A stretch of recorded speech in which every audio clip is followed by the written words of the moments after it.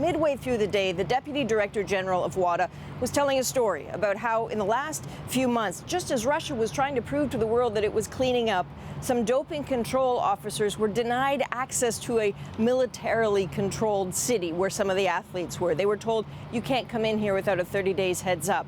So they convinced the athletes to come outside to test them, and as soon as they did, some FSB officials, the security services of Russia, showed up and threatened to revoke their visas. So the story, again, depressed people, frustrated them about Russia.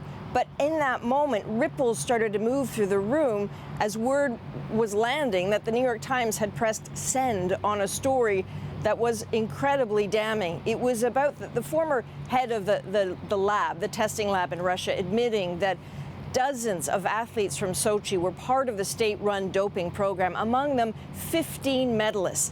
This is key because until now there's only really been hard evidence about athletics, but this is now pointing the finger at a whole range of sports. And a former WADA staffer told us today, this isn't a bombshell, this is a nuclear warhead. Wow. So what's been the reaction from athletes? Well, athletes very quick to Twitter. Haley Wickenheiser, tweeted out, unbelievable yet believable. Becky Scott, who is the athletes representative at WADA, said, this is stunning, and this is effectively, she said, this is exactly why we have been calling for an expansion of the investigation into Russia. And I spoke this evening with a man named Vitaly Stepanov.